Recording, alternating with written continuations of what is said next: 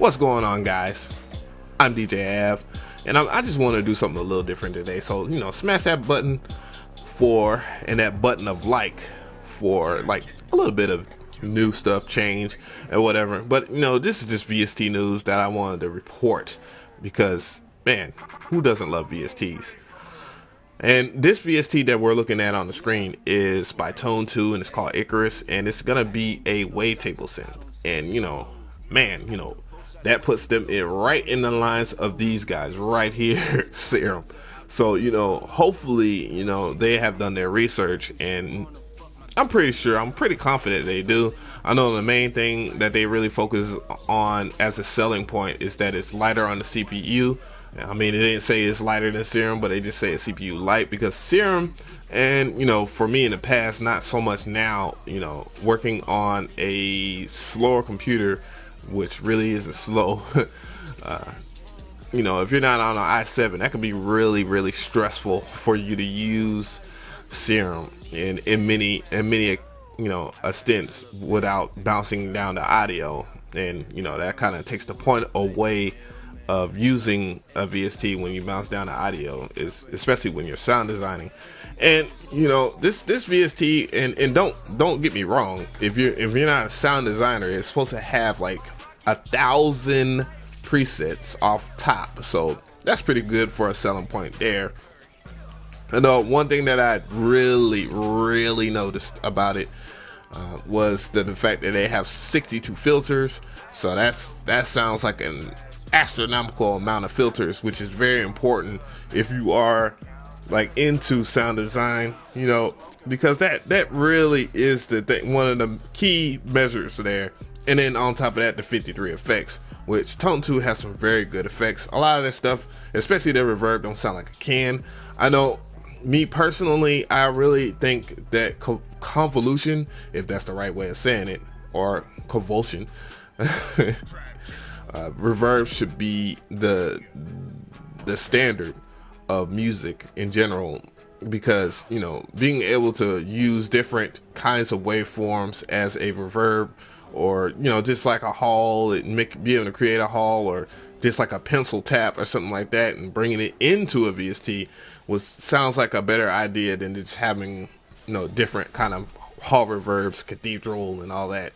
But whatever they bring, we don't know. So I'm just spitting out some ideas there. I know this comes out, it says available summer 2016. It's been on the radar for me for a while. It said at first May 11th. So tomorrow will be May 1st. So I had a countdown going, and then I just went back to see if there's any updates, and they put a little bit more information on their website. But the main thing that I'm kind of worried about is the LFOs, because one thing that Serum did excel in is the fact that you can customize your LFOs, and that really is a huge part of sound design and how great your sounds are, because being able to control what type of modulation you have in your low frequency oscillators is a remarkable sense of how you be able to create a sound that is different and cool. For that matter, I mean, it don't have to be so rocket sciencey with the words, but but the thing is, I see their audience is, they're trying to make it easier to sound design, and for the most part, that's pretty much what Serum did. A lot of people don't understand that Serum is very, very visual heavy, and that is where most of the GUI's power come from, as far as it taking up a lot of CPU usage and load. And for the most part there, that could make or break what your VST is. But at the same time, if you're gonna be making music, you gotta keep up with the competition if you're competing. So it's important that you do have a computer that is well worthy of running a lot of stuff, or something of this nature.